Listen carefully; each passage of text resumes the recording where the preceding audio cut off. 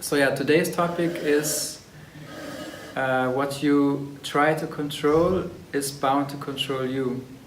And when I heard that sentence, I heard it, I don't know, a few months ago.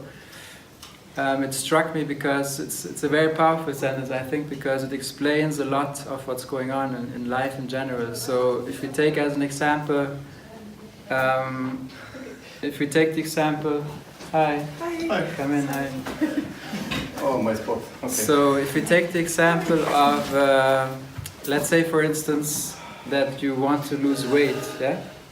There's many people who are conscious about how much they eat, how much their body weight they want to have. So what happens is, we pay attention to what we eat, when we eat, and we're so into it that all of a sudden it seems like not just that we are trying to lose weight and sometimes more successful than others, but also that this thing that we're trying to control something has us under control, right? I'm sure everyone has experienced that. So it's basically, that's a funny thing, isn't it? That we try to control something. Let's say there's somebody who's super skinny, they eat like 3 plates, or 7 plates. I've known a person. I studied in the States, and then there was this Polish guy, and I was on a tennis team, so we went to many tennis tournaments, and we went to this place for Zoli's. It's like Italian restaurant chain, and you get all you can eat pasta and breadsticks and stuff. And this guy was always eating 7 plates like this, and he was a super skinny guy. So like look, and he was not controlling that he's super skinny, and many people want to be skinny, and we're not talking about here whether it's good to be skinny or not. It doesn't matter at all. But my point is, so this guy, he never thinks about trying to control his body weight, but he's happy with his body, and others may think he's happy with his body. But others, let's say they try to lose weight, or some people try to gain weight, and they basically, the thing controls them. We become a slave to that thing. It's like, we can observe that, right? It's a mechanism. Or it's even, I don't know, let's say another example is someone wants to have kids, and they're trying very hard, and it doesn't work, and that whole process controls them again, or if it's many things, let's say even like an exam, we have all written some exams, and many people get nervous or very nervous, depends on what's on the stakes, and so whenever there's something that we try to control, it has the power to control us. It's almost like, let's say this is like a stage play. Let's say life is a stage play, there's things happening. It's sort of a written play, and things are happening, and it's almost as if we try to control events in life that for which we have not written the screenplay, right? That's sort of what it feels, because we are not writing the screenplay of this life. Like, I don't know what you are going to do in the next 5 seconds. I don't even know what I'm going to say in the next 5 seconds. But what we try to do is we try to control what our girlfriend, boyfriend, husband, wife, kids, what they're going to tell us, how they're gonna act. We are trying to control our career, our family life, our friends. But I think it would make a lot of sense if we were in full control of that, to control it. Then we would basically write the screenplay, and we would try. Even then, I think it would be hard to control things. But what happens here is we pretend that we try to control everything, and then we don't have anything to do with sort of the play. We don't have control over what's going to happen next. But we're holding on to so many things, let's take for example, thoughts. I really liked examples. Like you were mentioning, you were reading some Eckhart Tolle. He also talks about thought. But thought is a very interesting aspect, because thoughts usually, when we when we grow up, we usually identify with thoughts so much, the thinking system, that we think we are thoughts. Yeah, so that's a normal process. And then when we realize at some point maybe that, because we notice that thoughts can drive us crazy, right? We all know that. Thoughts can drive us completely crazy. Meaning, for instance, let's say you Saturday morning, 9 o'clock, you drink your tea or coffee, you think it's gonna be a great day, and then at 2 minutes later, nothing happens outside, a thought comes, and you're like, the next 3 hours is a mess, right? So that's the interesting part. Thoughts have the power to, sort of, mess up a few hours, mess up a day, for some people even weeks or months, if someone is depressed. So if you look at thoughts, there's so much written about controlling thoughts or trying to calm thoughts down, like, people do a lot of yoga or meditation. And I think it's not about calming down your thoughts also. It can help, of course, but what happens is exactly that. If you try to control your thoughts, they are bound to control you. What happens, for instance, if you try to only... That's sort of what's happening. We try to only attract positive thoughts, and we try to avoid negative thoughts, or we try to... Same with feelings. We try to avoid fear and regrets and guilt, and we try to attract positive. That's how we sort of even plan our whole schedule in life. And so if you look at thoughts, so like, let's come back to the point why I think it's not about calming down your thoughts, because when, it has some kind of function. If you calm down your thoughts, it's one thing, but the thing is to realize that maybe entertain the possibility that you are not your thoughts. So, because what happens is the nature of thoughts is to be in the future and in the past. They're always in the future. In the future, thoughts are, we're worried. We think about what's going to happen next week. Next week I may have cancer, or maybe my mother's going to die, or something. We make up stories in our head. When we think about the past, we regret things. Oh, I should have done this to my friend. I shouldn't have said that. So this is sort of that's the function of thought, is to jump from the past to the future, past and the future. That's the function of thought. So what happens is, when we identify with thoughts, what happens is we are in the past and the future. In the past and the future, we're worried, we're nervous, we're whatever, and then we are regretting the past, and that's sort of the description of our life. So, is there a way out, let's say? And my suggestion, but I said, you don't have to believe anything I say. I think it's important that you see for yourself. But what happens in my life is, I realized, okay, I don't want to be enslaved to thoughts, and for that, first we have to really, not just understand, but see that thoughts come and go like clouds in the sky, So if thoughts are like the clouds, they come and go, then what we are is not the clouds but the sky. So, not like no cloud has ever managed to leave a mark in the sky. We usually pretend that something bad happened to us, but as I said, what we are is the sky, and no emotion, no thought has ever touched us. So if you realize that thoughts are just something that comes and goes, and that we are aware of, then there's no need to calm down the thoughts, or to try to attract only positive thoughts or negative thoughts. That happens anyway, like the attraction of positive thoughts, for instance, it happens anyway. Let's say you are in a beautiful environment, on a beautiful lake in nature, that automatically attracts beautiful thoughts, mostly, not always, but mostly I would say. Or let's say if you go tomorrow to the city center, Europa, whatever, Passage, then there's probably, it's more tense and nervous and so on. Even if let's say you feel good, but still, it can be, if you open up fully all your, whatever, body, then it can happen. So if you talk about control, if you try to control thoughts, the thoughts, they will have you.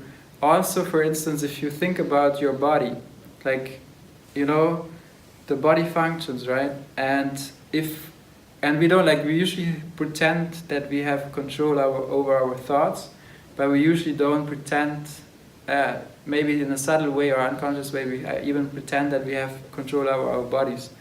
You hear people say, oh yeah, I can really control my heartbeat, and I can meditate for 3 days in a row and not eat and stuff. But if you really look at the body as well, there's like, we are not controlling the body. Imagine all of us were in control of our bodies. I would think that we probably all die after 2 minutes. Why? Because you would have to make sure the cells split. You would need to make sure you digest that food that you had today and yesterday. You would have to say, hey, I don't have time right now, I have 2 hours that I have to digest. I have to make sure the red blood cells are as many as the white and so on. It's ridiculous when you just question that status quo for just 1 minute. It's enough to show to yourself sort of the bullshit that's going on, that this self-centeredness that's going on, that what we take ourselves to be usually, this independent, separate entity, that's the nature of it, is to claim things. So let's say there's a thought coming, let's say there's words coming out of this mouth, and what it does is it claims, oh, I said that, there was a very, very wise word, and if it's a bad thing, it's like, oh shit, I messed up. So that's sort of the nature of what's happening every day. So the thing is, as I said, the thing is not to become holy in a way or spiritual as this body and mind, because it can become more spiritual, or it can become, I don't know, more subtle, more generous, whatever, but it will never become what we already are. And what we already are is what we're looking for in a way. But we just, like, it's like, I don't know if you know him, Ramana Maharshi. He was a Indian philosopher. I think he lived in the 50s or so. And he said the sentence once, which is, I think, very powerful. He said,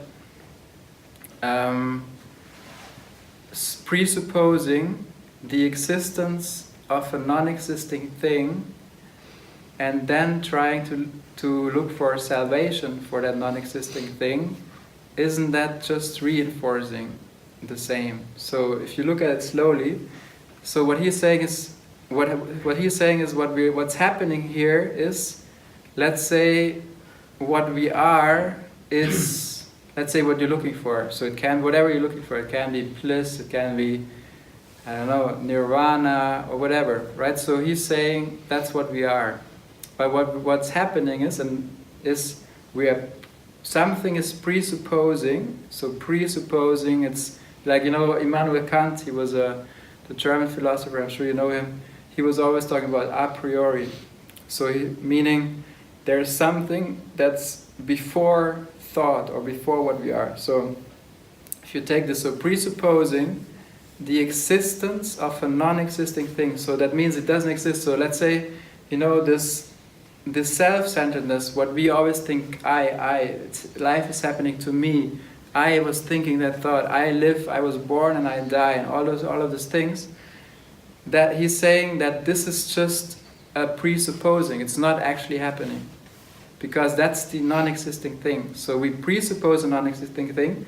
So let's say I'm the self-centeredness, and then what we do is we try to look for salvation for this non-existing thing. So because we don't see what we are, we try to, let's say you could also call it the ego. We try to solve the ego or improve the ego, meaning, we want the ego to become spiritual, we want it to do yoga and become very gentle and speak very gently. We want that, we don't have any negative thoughts, that we eat the right things, and there's nothing wrong with all of that, right? That's a good thing because it's good for the body. But when it comes to, this whole show in a way, the screenplay, it's just reinforcing this whole thing that we are someone. This claiming, the self-centeredness, and so on. So basically, the nature of this, let's say, this non-existing thing, or the self-centeredness, is to try to control everything. And we all notice it. I notice it from my life. The more I try to control things, the more nervous I am. The more I'm not at ease, there's worries. So the more I try to control anything, so whether it's, trying to get good grades in school, or trying to do a good job. Like, the more focus I put and say, I really want to do a great job at this, or I really, whatever. So like I come from, a sort of semi-professional tennis. So I was playing almost professionally. Hi. And you notice it like when you use your, when we sit in exams or presentations or do whatever, it's not as immediate or strong the feedback that we get. But if we do something, let's say professional sports, you have to, at the moment when it counts, you have to show your full performance, right? The body doesn't have any room for, let's say, nervousness. As soon as the body is nervous, the whole system collapses in a way. You cannot perform anymore. And that's why from, let's say, from tennis that, for instance, or any other sport or a high performance that you have probably experienced, the more you try to do something, if you have this kind of energy, control, and you say, now I really want to try very hard and harder, then sort of the whole energy is holding on to something, and then the flow doesn't come anymore. And the more, let's say, you let go and you say, hey, I give my best, I don't have expectations, I just do whatever I can, and that's it. I'm not focused on my result, but I'm focused, let's say, on the now, on right now, what's happening, what I can control, let's say. Then it flows, something flows again. But as soon as we hold on to something and try very hard, we're sort of, it feels like as if we're resisting against life, because we're not now. And if you have this kind of energy, then sort of we go with the flow. I mean, you can look at your own life, let's say if you're with a partner for a long time, or if you have a job that you love, or whatever. Those are usually things, not always, but usually they just come to us. This person had said this, and they got us in touch with this, and it happened. Like if I think about my life, it's exactly like that. The big things, the big milestones, it was never something I was trying to plan and control. It just comes, and it has a whole other, energy to it, or it's a whole different thing. So that's a very interesting point, right? So whatever we put control on, it's a good thing, let's say, to put energy onto something, let's say, but we know that, right? If you put energy onto something, it has the potential to grow or to develop and so on. There's nothing wrong with that. But as soon as we try to control, what is control? Control is sort of, you think about an outcome, an expectation of something. This has to be like this, or sometimes it's much more subtle, but sometimes it's an expectation of society, or of our parents, or something that we picked up somewhere from our friends or somebody we look up to, and then we try to work towards that, and that's fine, but I think there's a fine line between putting energy into something and trying to control something, because trying to control something is always something that we paint a picture of something, and it has to be like this, It's not like let's say you want to do a startup and you have a vision to change something fundamentally in a certain area, and that's a great thing, right? Because then what you do is you paint a vision and then you put energy behind it, but you still give it room to develop on its own. But on the other hand, this control thing is, I have to get through this exam of in my driver's license school. I have to take this exam and I have to make it. Otherwise, everybody's going to laugh at me if I fail, Everybody's going to talk about it and how bad I am and stuff like this. And that's trying to control it, because then something is at stake. And that's what will have us uncontrol, because then what happens is we won't be able to sleep one night before, our stomach hurts or whatever symptoms show up. So that's the control part, and basically,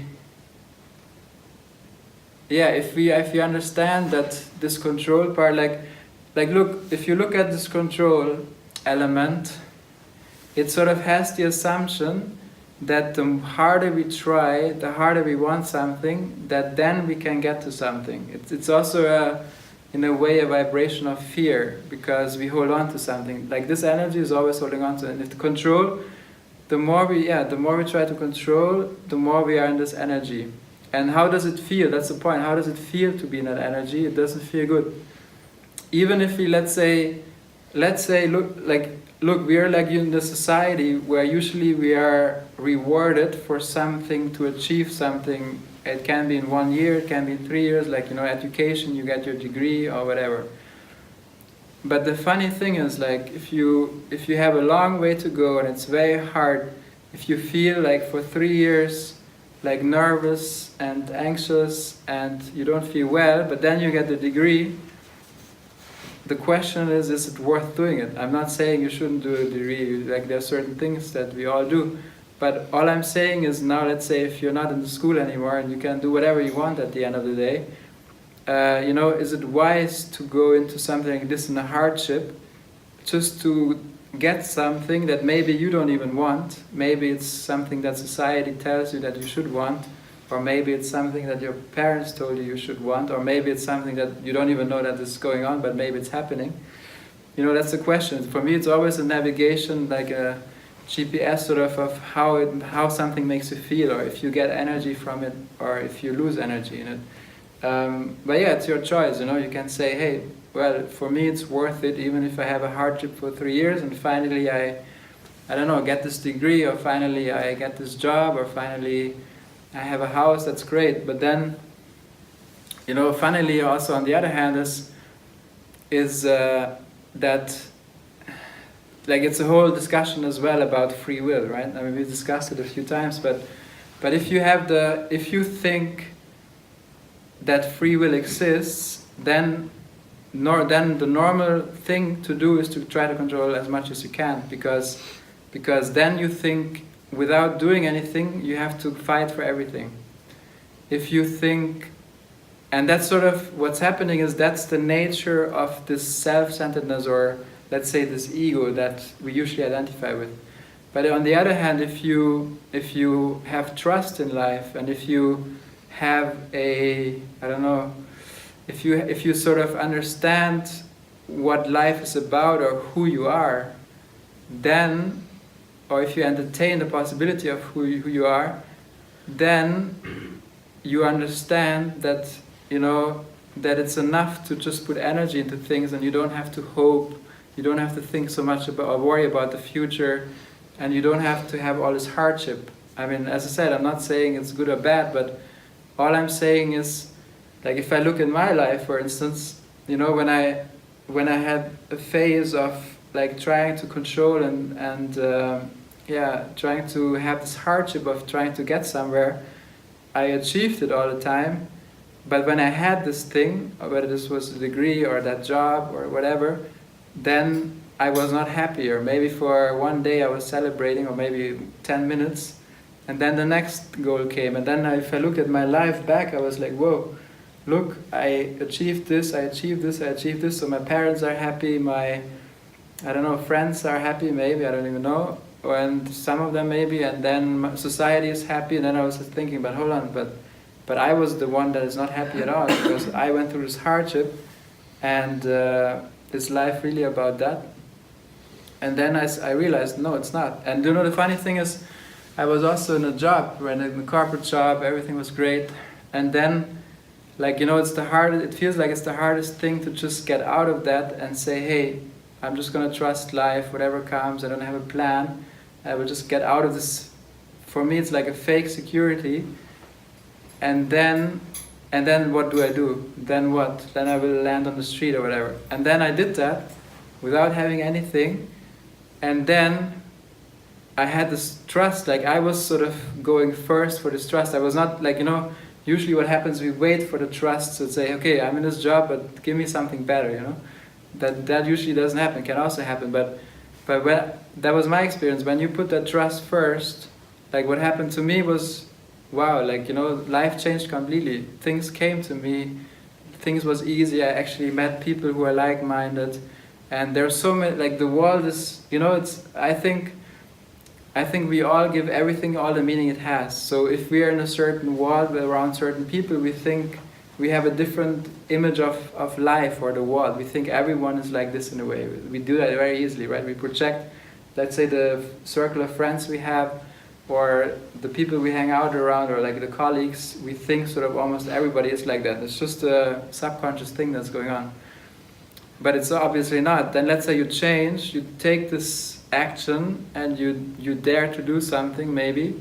And I'm not saying you should quit your job. Like that's, you know, most of the time I think that's not the right thing to do. But just, you know, if you have the opportunity, or if you're anyway in that kind of phase, like, yeah, it happens to many people, I think. If you have that trust in life, and let's say you also have some savings, then sometimes, you know, things happen that you could have never imagined, and that's the beautiful thing. So yeah, I think it's a whole different mindset of, I think it depends a lot. I think you cannot go and say, oh yeah, this is right or this is wrong, or yeah, I should not control anything in my life anymore, because the first thing of the mind is, but hold on, if I stop controlling things, then everything is going to fall apart. Everything that I have worked so hard for, that's the first reaction.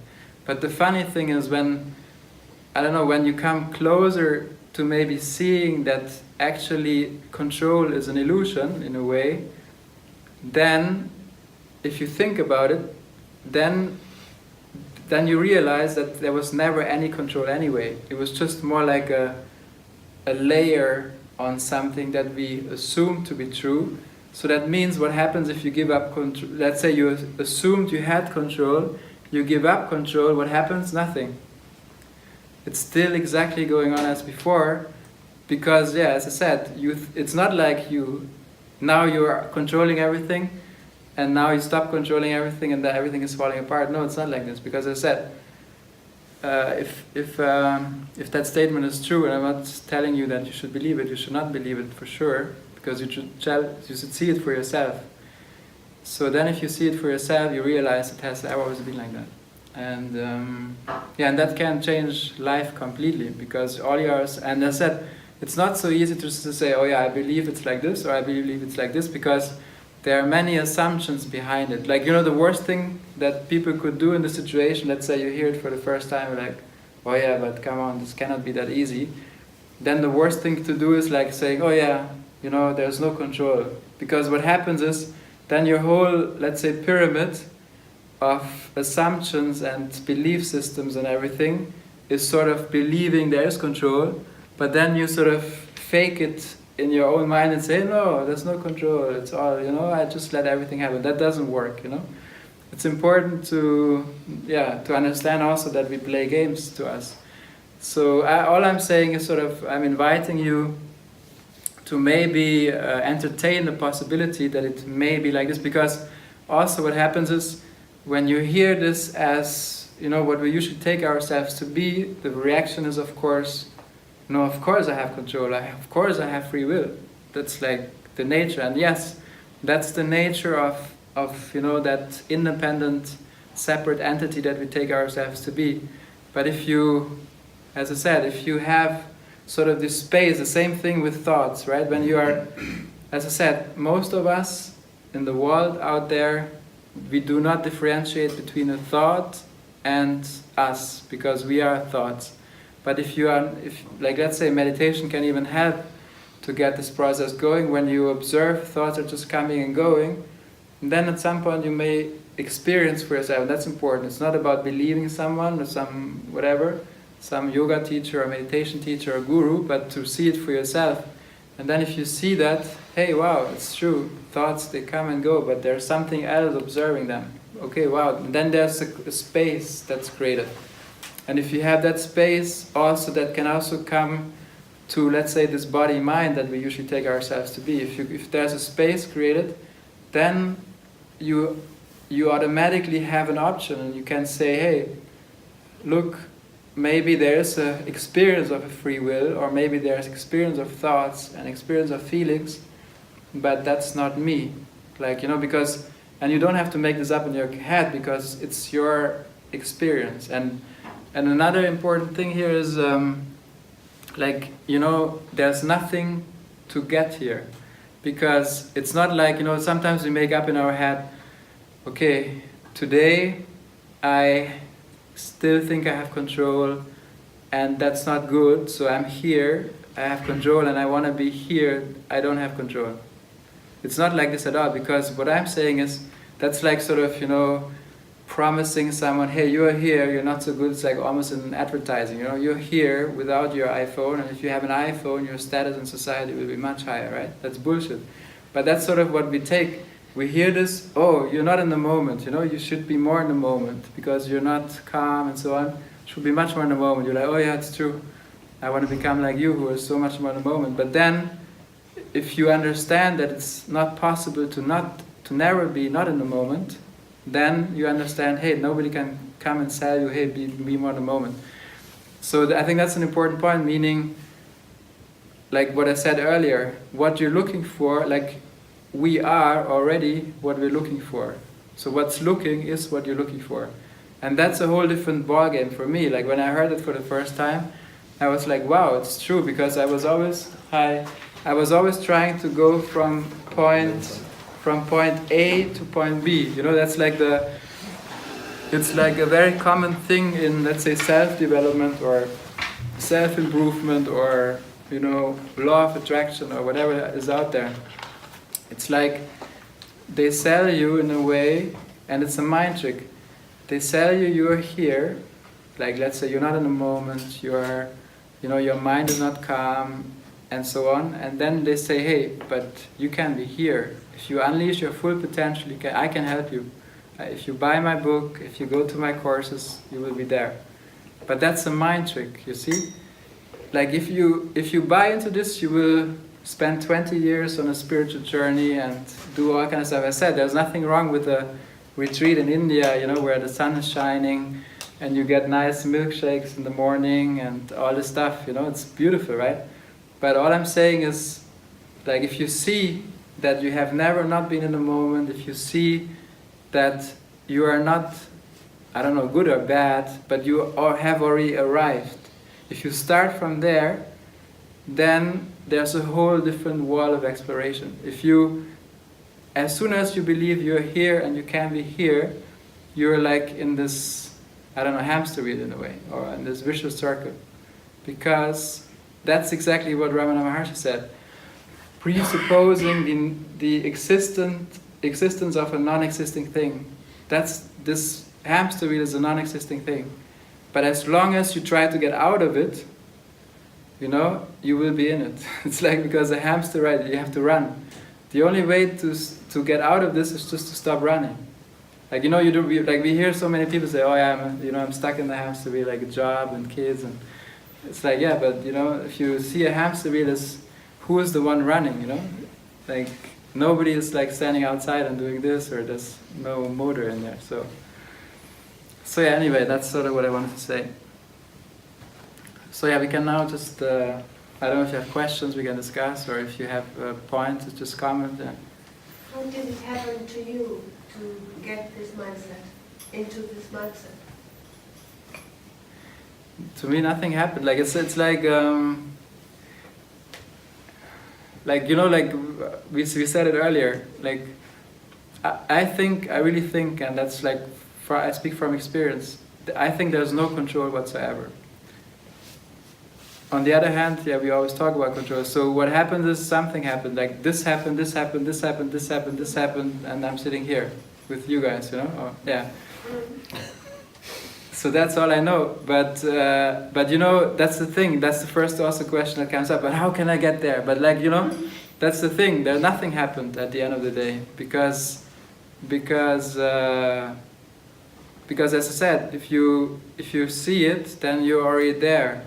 So what happened is you can say, yeah, when I was 14, I had I can make up stories. When I was 14, I had a crisis in tennis. Then I was more interested in this philosophy. Then I read this book. Then I met this person, and all of those pieces together in a way. But I think as I said, what happens is it's also funny sometimes. Like people, let's say they're enlightened or something happens to them, and people are like, oh, how did it happen? Tell me about this very moment.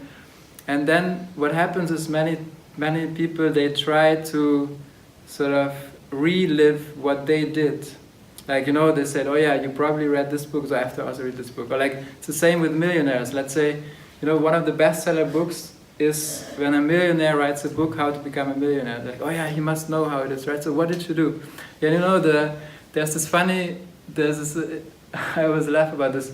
You know this movie by, I forgot what's his name, From Rome to with Love. From Rome with Love.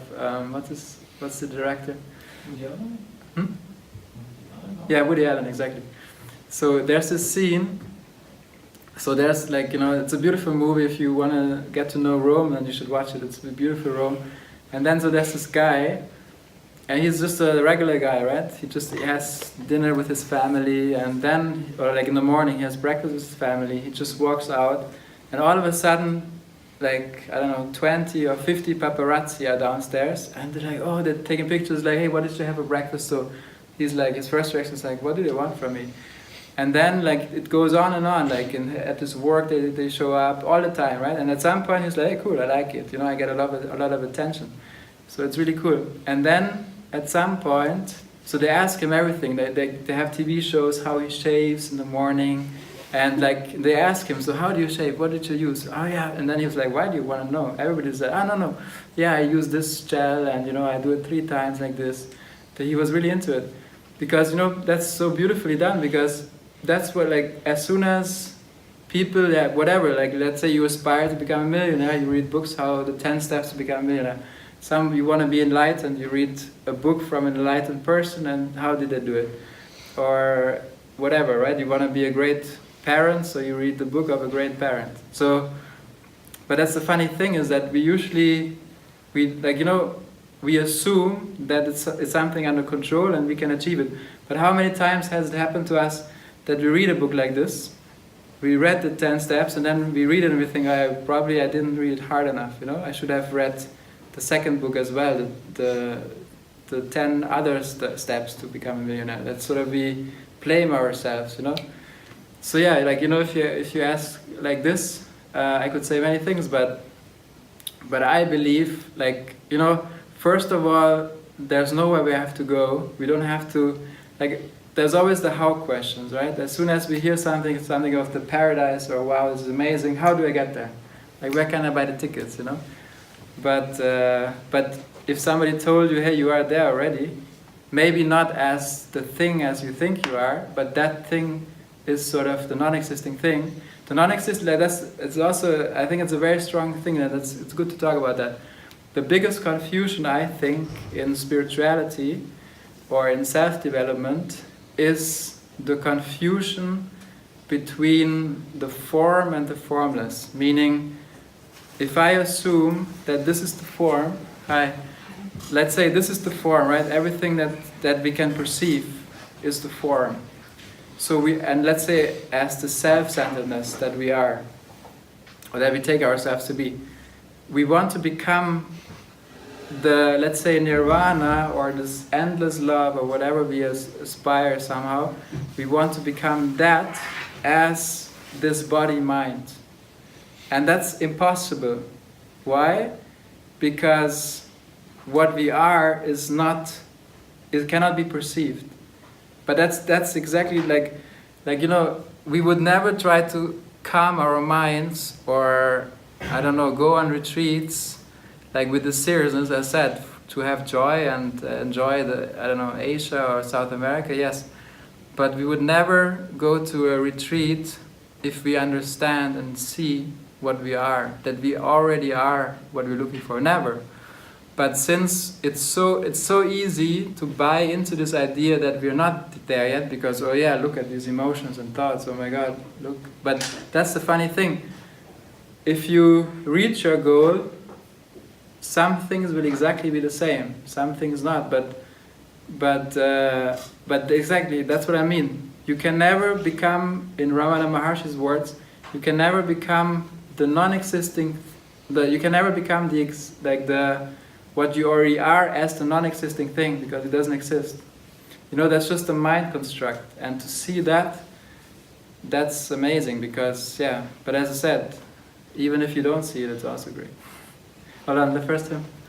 Thank you, Benjamin, for your very insightful presentation. My question really is to stay in the how, really, is I totally subscribe to the idea of acceptance, and I understand it, and it touches me like everyone here, I guess. My question, though, has to do with choice. What do we do when we have difficult choices to make? We cannot be in a space of acceptance if, for instance, we have to pick between, say, a partner or a job in a different country, right? Or when we have those choices that we have to make a decision, where does acceptance come into play in this scenario? Yeah, the acceptance is, as you said, it's a great point, because so I first talked about acceptance and then about choice. So acceptance is a very good point, because usually we run around. Also, the nature of what we take ourselves to be usually is not to accept. It's like to run away. For instance, let's say fear, or let's say you're like in a mess somehow, I don't know. Like, let's say it feels like this to you. Then what we usually do is, or let's say I have fear of something, but I don't want to show it to others, right? Because it's not so comfortable to talk about it. But so what we do is we always run away from it, meaning as long as we run away from fear or from facing a situation or from facing a person that we maybe don't like, but whatever, that will always stay with us, let's say somehow with us, and it will always be there until we are ready to face it. So acceptance is the first step for change, because once, let's say, we have this fear, and let's say we are ready to face it, or we face it, we just feel that feeling, then it doesn't have the power to chase us anymore. That's like very powerful. We face it, and then that's the acceptance. It may feel very bad, or it's very heavy, and maybe it's tough to go through that in the moment, but that's the only way to accept what's happening. To say maybe, hey, I'm fucked. That's it. Like to see, hey, I'm a big mess. When that happens, that moment of acceptance, like fully, full-heartedly, then there's a space and you can move on. Right? So I think that's the one point. And then with choice, so if you look at choice, there are decisions that are made, but I think you can take the full pressure off you, because you're not the one making the decision. Like I'm convinced that we're not making any decisions, but there is a decision process. So for instance, I don't know, let's say a decision of staying in Hamburg or moving away, right? Let's say, for instance.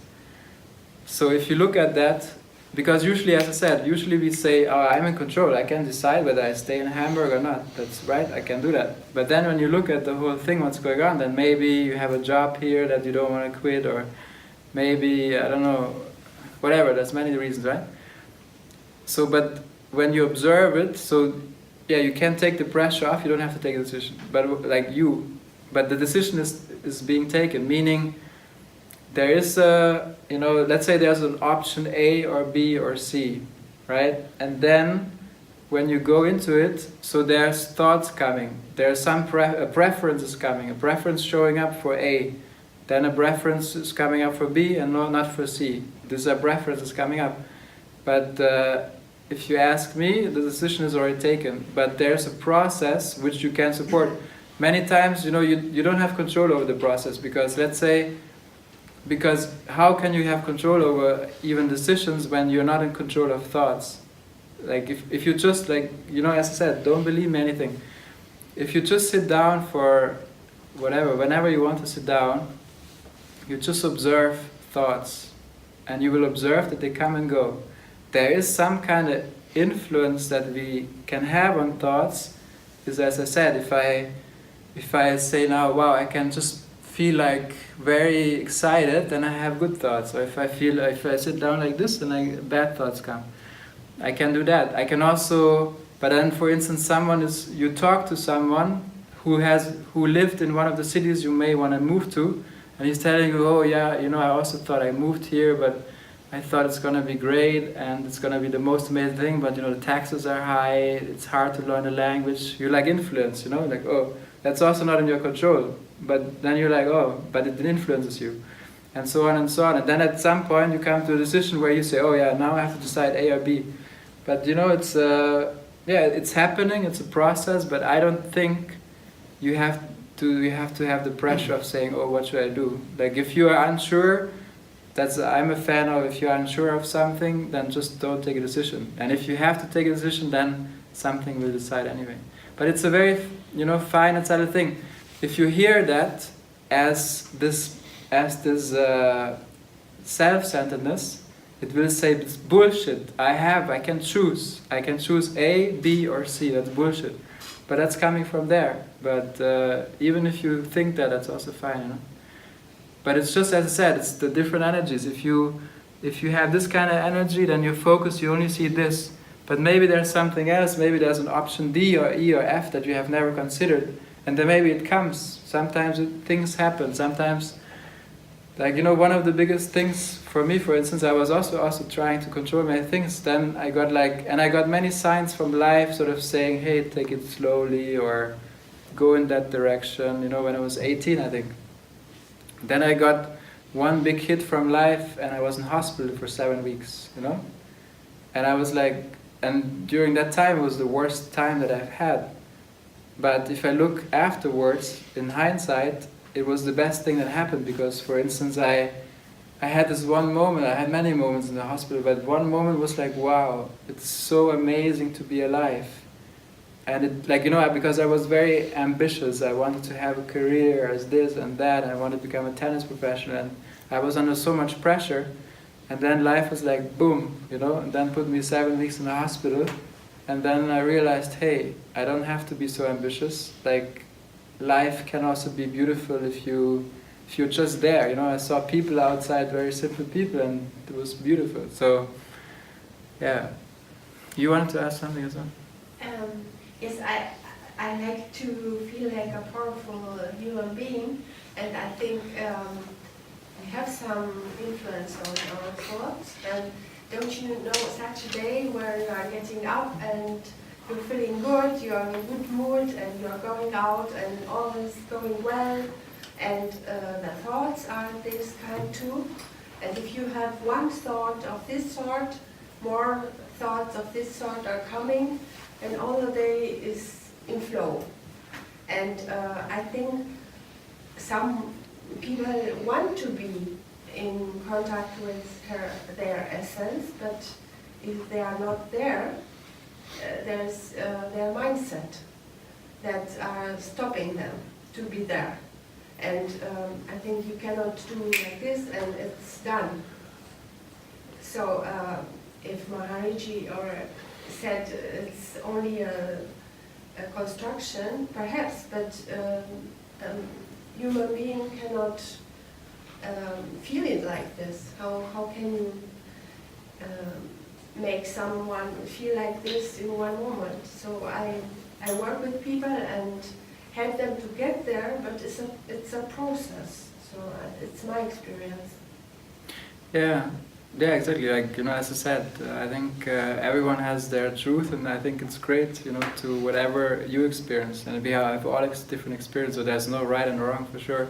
The thing is with when you have positive thoughts, it's my experience is you can have exactly as you say. You wake up, you feel like, wow, this is going to be a great day. Then you meet someone interesting, and more great things, and you're in a good vibe, right? But this, this vibe at some point is going to stop. Why? Because then something, let's say, bad happens. Like I meet a person who's angry at me and they yell at me, and I go into the energy. No, not. Yeah, you don't have to do. Yeah, but let's say with me, right? It happens with me. Mm-hmm. So let's say not on that day, but the next day or 2 weeks later or whatever.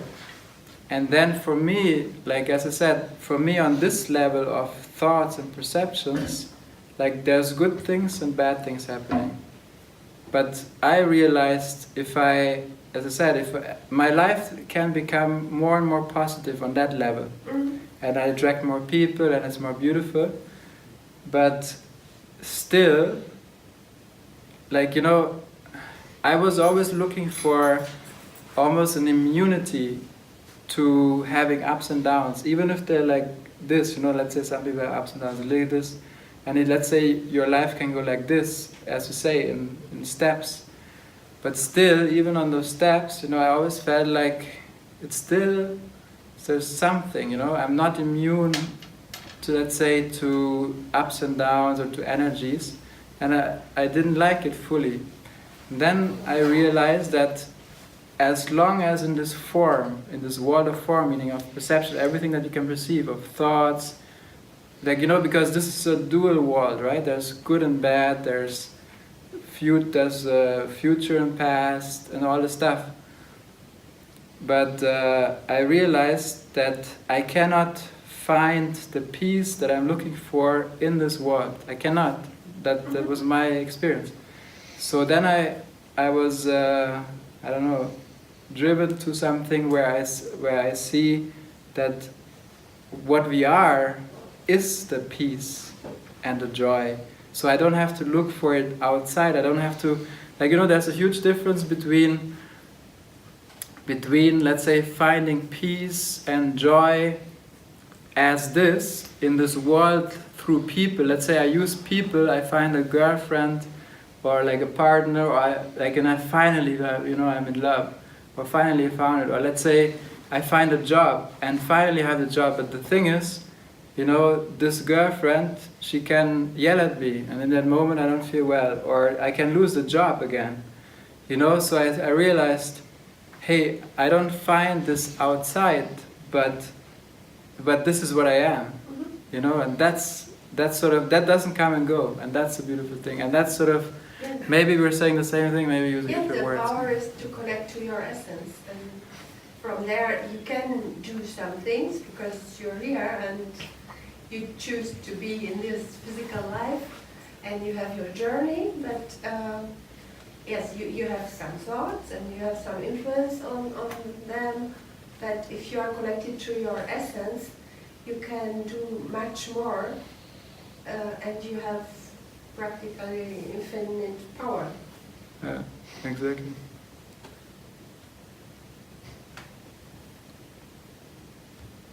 I think it's even important to feel absolutely aligned in what you're doing.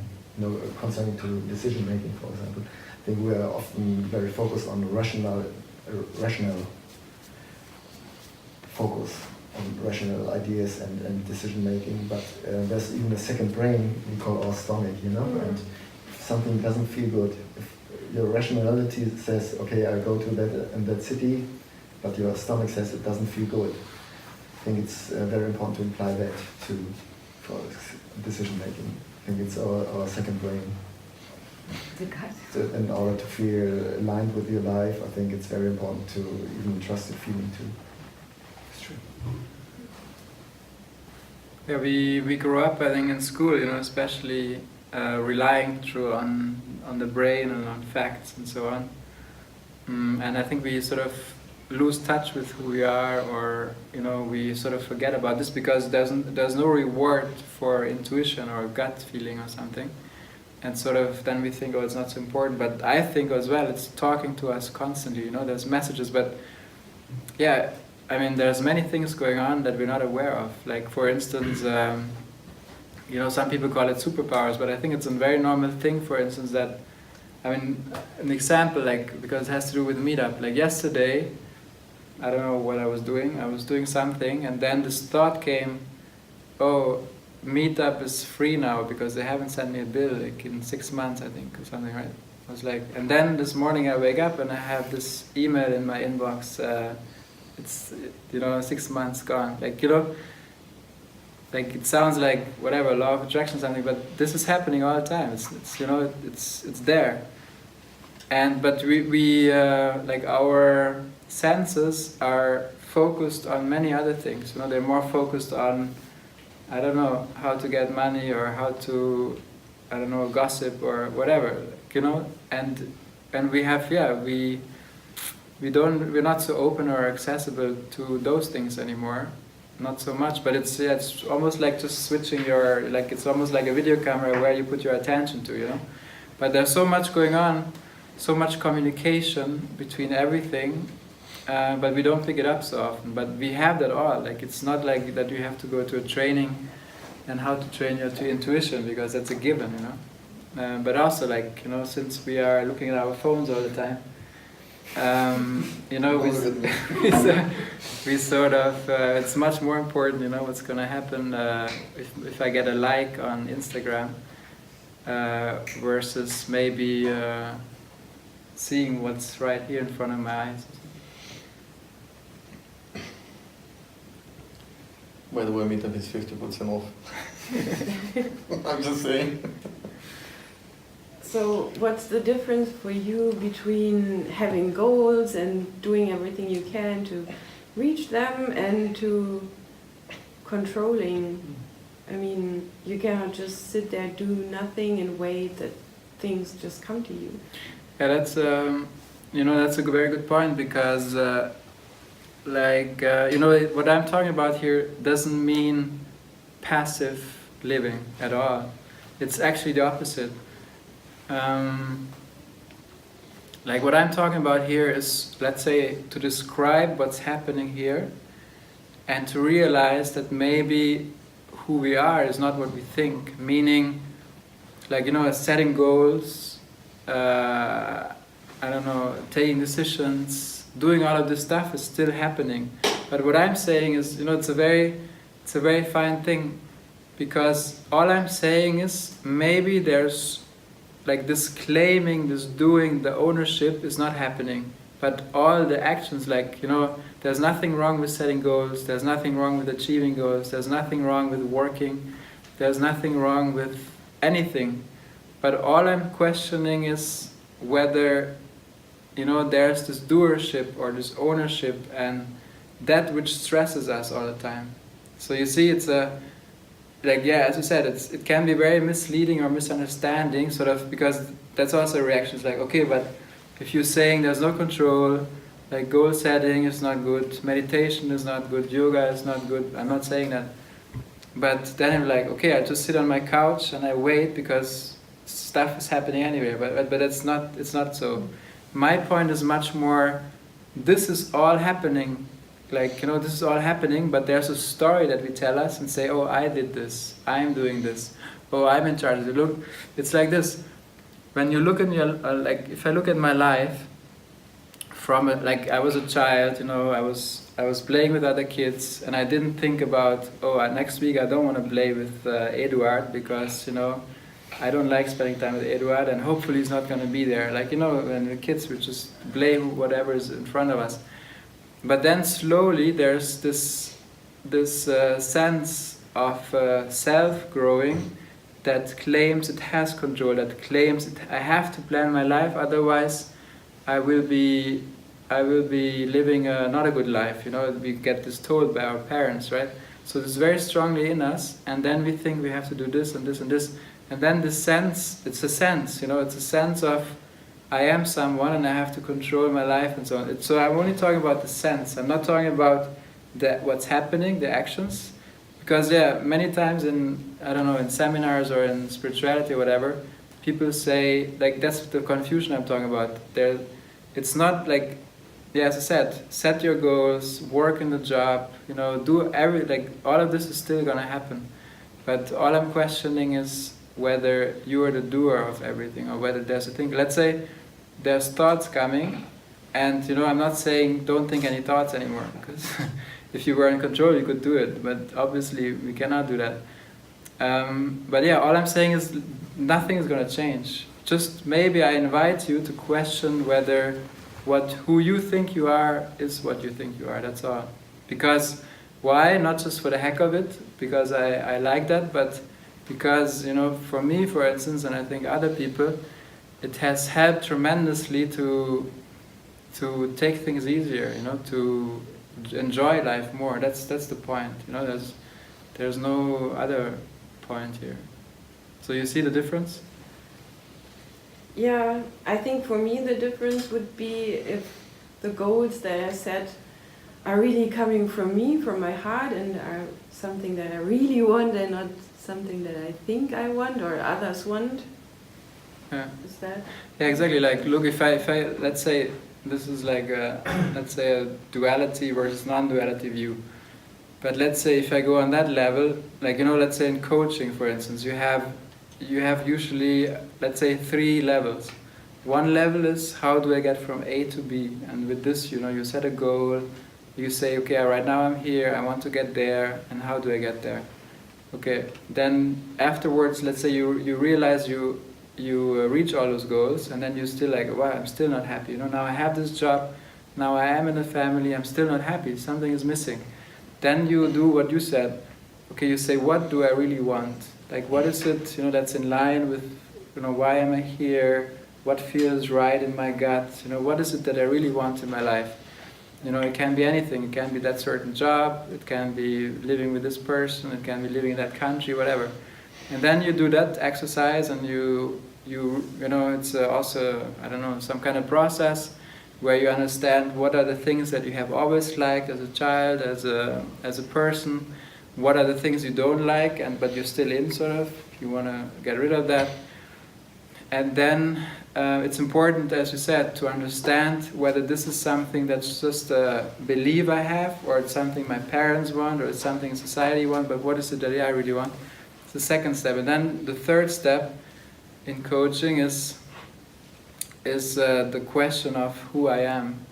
And that's sort of like, you know, if you have the other points, even if you imagine you do what you really want, and you have everything that you really want, like you know, when you like Jim Carrey, for instance, he said one day, he said, you know, I wish that everyone would be famous, would have millions of money on their bank account, would have a beautiful family and kids and 3 houses and villas and whatever, and they would realize that they're still not happy, that that's not it, you know. And then, as I said, because then when you have clarified that, but it's always like, you know, that's sort of the mind trick that we play. It's almost sort of having this carrot in front of us and say, no, but if I reach this goal, then for sure I'll be happy. This time I'll be happy. But we don't realize that happiness is not caused by the object that we achieve, but by letting go of wanting to achieve more in that moment. Like, you know, let's say a child gets finally the toy that it always wanted. So it has the toy, and it's super happy.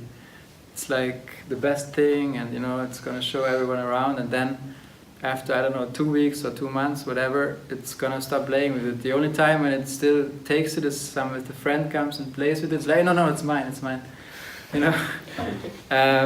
But then, you know, after, let's say, whatever time it is, they have a new goal and a new objective. And I said, if you really look at this moment of happiness, and it can last, whatever, from 2 minutes to maybe 2 years or longer, but you have that, and if you look at it very closely, the happiness doesn't come through the object that you have, because you have that, and after 2 months it's gone, so the happiness is gone, so it cannot be related to the object. So the happiness is caused by the letting go of wanting something in that moment. So if you understand that, but I said, don't believe me, don't believe anything I say.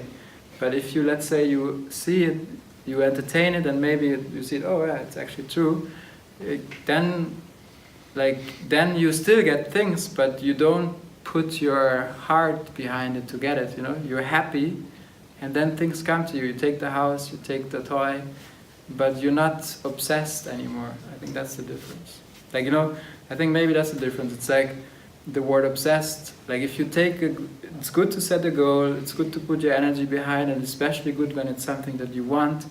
But there's a difference between doing all of that, knowing that nothing can make you more happy because you are this happiness, versus saying, look, I feel empty. If I have this, then my life is finally fulfilled. That's the mind game, you know. Then you get it, and you're obsessed with it. It's tough, and then you get it, and then you realize, no, now I need this and this. You know, our mind would say, oh yeah, that's progress. You know, you're getting better and better. And it may be progress, and it may be good, and there's no good and bad on that level. But the question is always, for me, is is it something that gives me energy, what I do, or is it something that takes energy from me? You know, like if you take decisions, you know, as you said, like God is one thing, but for me, one big GPS is like, okay, being around that person. I meet this friend. I'm working in this job. I don't know. I do this activity. I go to this country. Does it give me energy or does it take the energy away? And that's for me one of the best GPS systems that we have. But usually we don't even pay attention to that, you know. But if you just look at your life, look at the job that you have, feel how you go to work and how you come back after, the friends you meet, you know, if you're around them, how does it make you feel? Does it give you energy? Does it take your energy away? Or the house you live in even, or whatever, you know, it can be anything, but that's usually, I think, a very good guidance.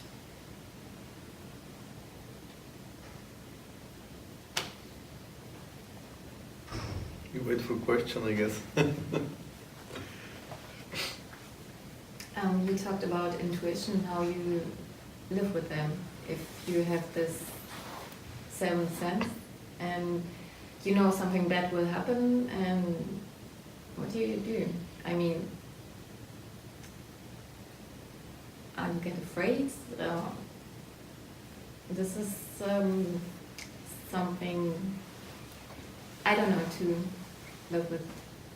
Sometimes I know things, and it's not like this witches or something, but I can't explain what it is, but I have this feeling, and then sometimes it's a sentence in my head, and then these things happen, and exactly like I was thinking, and this is the problem, to let go everything, and let go the control, because if you know something bad will happen, you want to change this, and you can't, because it's not like a book you're reading or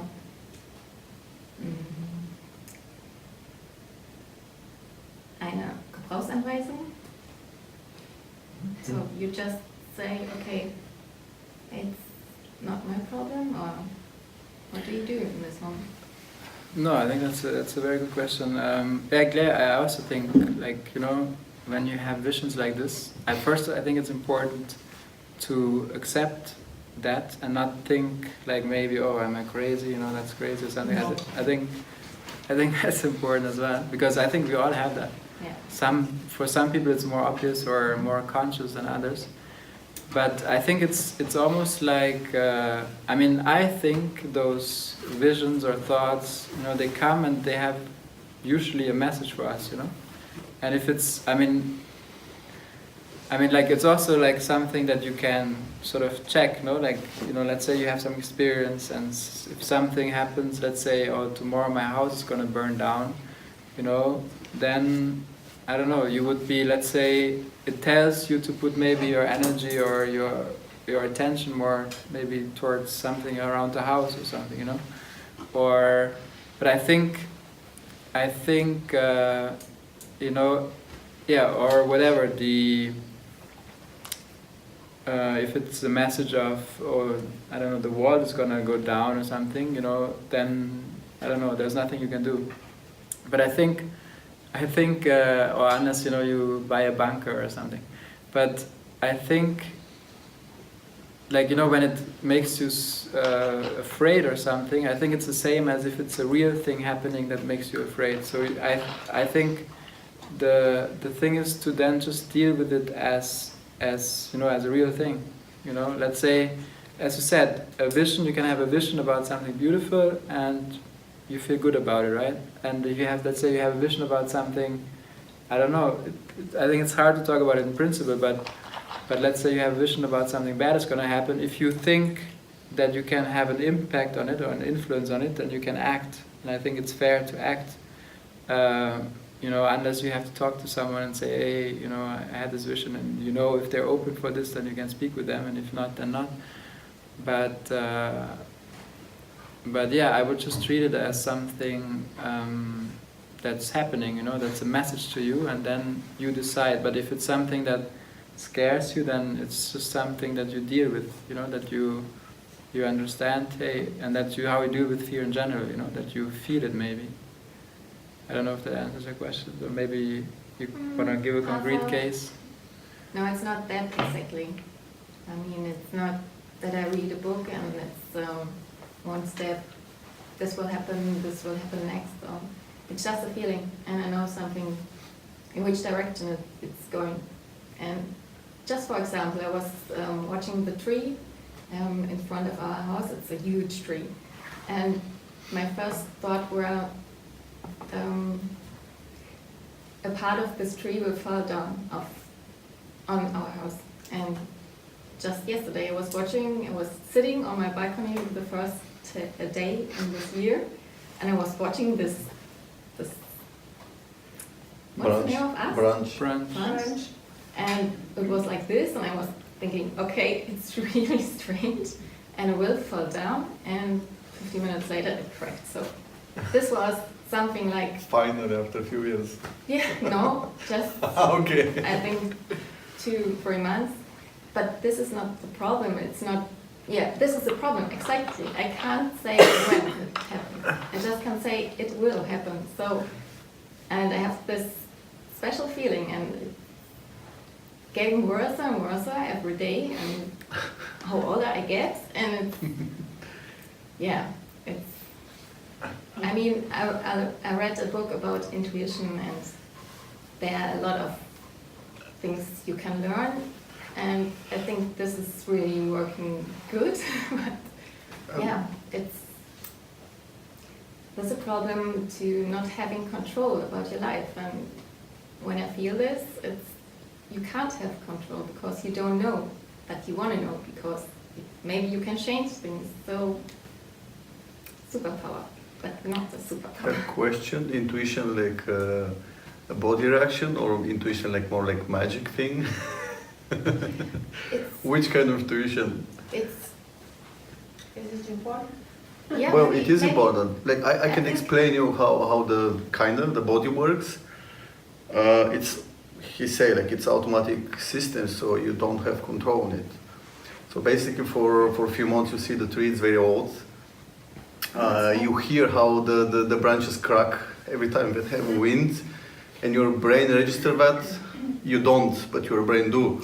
And that's why I have the fear, because it's actually real fear. But you cannot control it. This is like, again, automatic system. It's the same with the skydiving.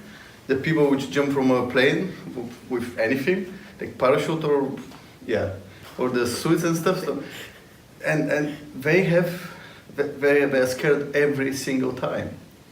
I mean, even people we have like few hundred jumps or 1,000 jumps, they're still scared because this is automatic system which we cannot control. So this is the irrational fear now, because they know we have like 2 parachutes, they have the suit and everything. They know the chance to die, it's super small, but they still have the fear because this is how the body works.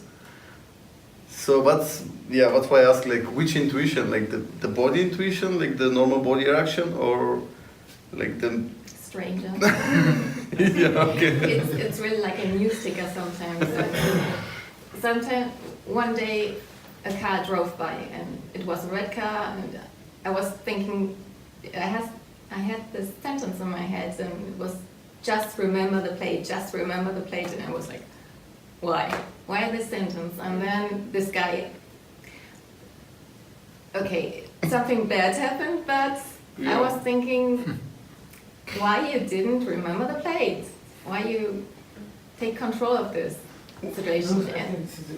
I think it's a really good anecdote. It's a very, very powerful one, and I think it speaks to what you said earlier about all of us having intuition. And I think you're absolutely right. It's very, very important to listen. And sometimes this intuition, the clearer it is, the bigger the responsibility, right? Because if you know that it's really gonna fall, or if you have that voice nagging you to say that, oh, you need to remember that it's like you're minding your own business, and all of a sudden you have this thing that seems useless, right? I have similar intuitions and my way of doing it, and it's very imperfect. I don't know if it's gonna help you.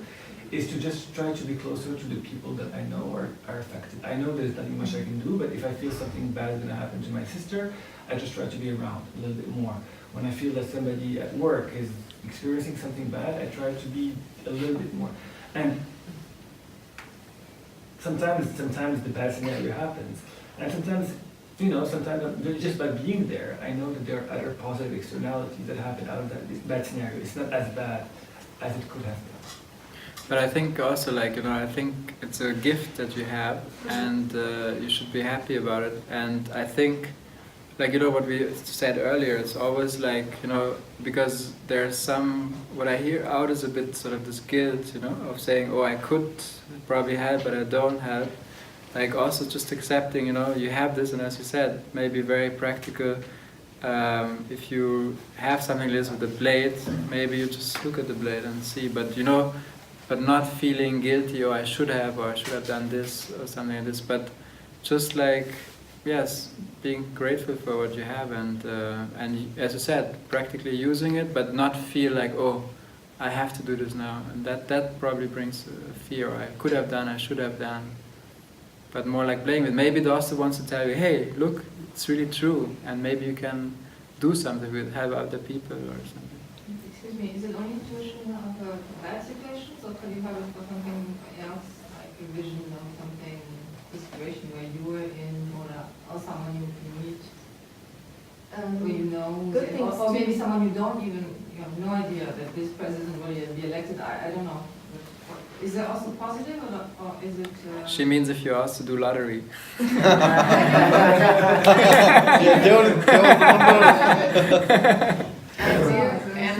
always a bit on the fear side. You know what I mean? It's like signs. Sometimes the tendency for me, I see signs, but often I see the danger signs more than for example, the non-danger signs. And where the intuition and start the instinct as well. My question is, does it also go in the positive sense? I'm more focused on bad things. like warning. Yeah, this is my life. I'm just learned life is bad and life is really annoying, and I think this is the problem. So I'm more focused on bad things happening. So yeah, I want to change this a little bit because I don't have control about my life, and I don't have control of what will happen. And if I have this vision, it will happen. So I can't do anything because I don't know when and where. And yeah, so my brother, because you say, okay, go to by the people when you know what will happen or when.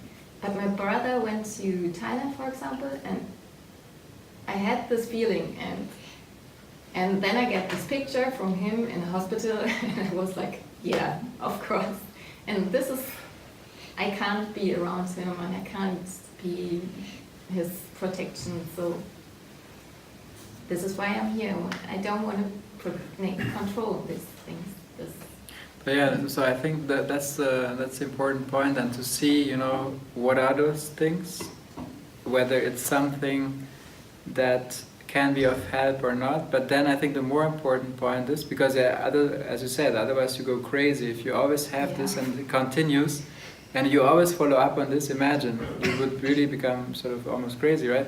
So that's why I think it's important to, what I said earlier, maybe the cloud example, those are also things, thoughts or visions, they come and go, and you use them as signals, but you can't follow up on everything. If it's a practical thing, like it happens right in front of you, look at the blade, you maybe look at the blade, but even if you don't, it's not like that, oh, look how bad you are, you didn't do it again. That's important to realize, hey, you have this gift, you use it, but you don't blame yourself for not doing it or something. I think that's an important part. And I think it's a wonderful thing that to have this kind of hypersensitivity in a certain way. But we're living in a bipolar world, and there's good and bad on both sides, and whatever we focus on will be increasing. And I think maybe there was a larger part on the negative side to focus on. in the past, and maybe it might be helpful to focus on the sunny side. Maybe you can use it there in fantastic ways in different areas of your life.